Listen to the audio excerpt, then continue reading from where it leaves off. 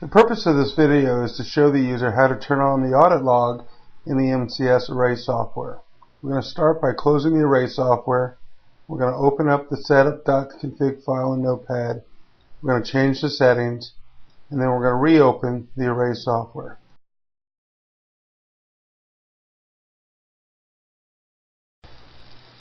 The first thing you're going to want to do is get out of your array software. All the changes we're going to make won't take effect until you reload the software. So we're going to go to File, we're going to go Exit, and get out of the software. Once you're out of the software, I want you to go to the icon, right-click it, go to Properties, and then on Windows XP will say Find Target. Here it says Open File Location, but just go ahead and click on that, and this will bring up the Explorer, and we want to go down to the Setup Config file. So we want to right-click on this, and then we want to say Open With,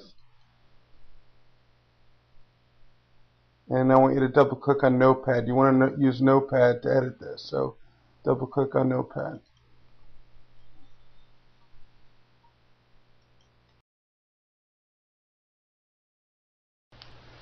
Once you're in Notepad, go to the bottom of Notepad, and you'll see one of the last paragraphs you'll see is the audit area.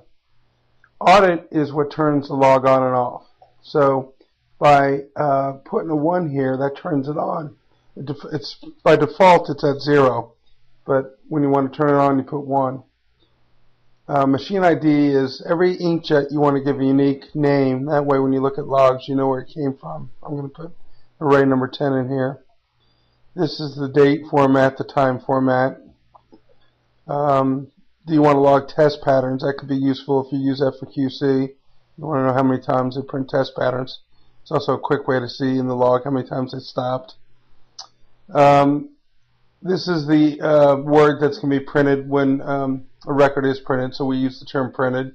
And then if a record is reprinted, we use the term reprinted. Obviously that's user definable, so you can change that to anything you want. And this is what you use for test pattern. These are the errors that you get when you do a reprint. And then if you want it to stop on a reprint, you can stop an operator from reprinting any records on operator mode, where they have to go to manager mode to reprint records. This is useful if you're having a problem where you're having shortages constantly and you want to use this as a QC procedure so they can't reprint the same record twice. This is the logged entries. These are the default headers for the log right here. And as you can see, this date, time, record index, event, fields, which are user definable, machine ID, operator, job, date, file. The operator is just going to be manager, supervisor, or operator. That's all it's going to say. It's not, you can't put in the operator's name. In the log, you can arrange the data as you want. So column 1, I'm putting date, 2, time, 3, the event, and so on. In here, you want to use fields that make sense. First name, last name, company. We allow you to append 4 fields, so you can just use that as a reference in the log to make sure you have the right data file, for example.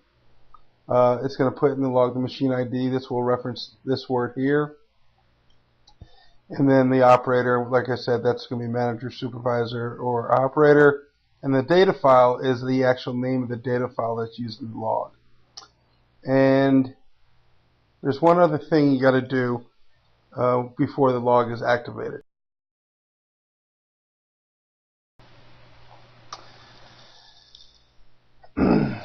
Before you can get out of Notepad, you want to go all the way almost to the top again, and you have to turn on the password protection for the log to work. And this is up in the top half of the file. It's a section that uses the word update as the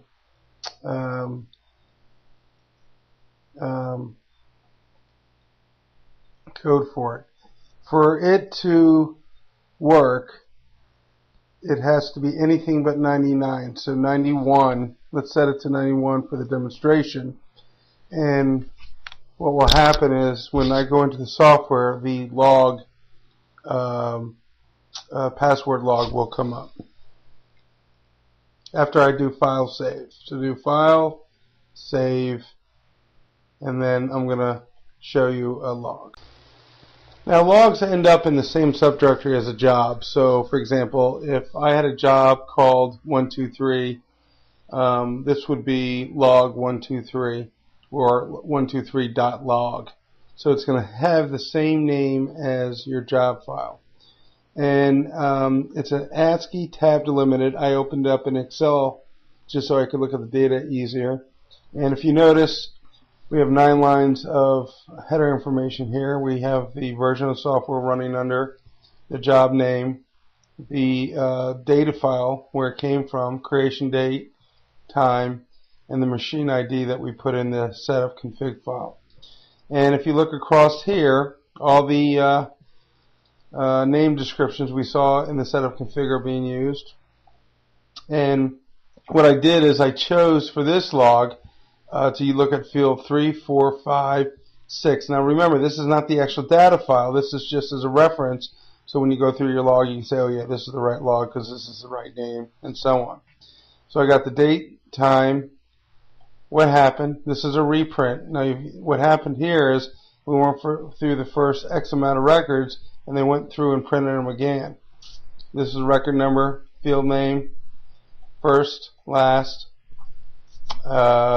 company name, just put the address here, which machine, who ran it, and what data file was used. If we go through this, you'll see eventually they go to records that were only printed once. So the first 88 records were printed more than once, and that can be critical in mail production for quality control and shortages and so on. Once you've completed the settings and go back into the software, make sure you go into a file and try print 100 records, and then go look at the log and make sure it works. Now, interesting enough, you can open up a notebook while it's open, so you can do read only. Go ahead into the same subdirectory the job is located and click on open, and you'll be able to read the log as a read only file, actually as you're in the middle of a job. So give it a shot, play around with it, and start using it for quality control.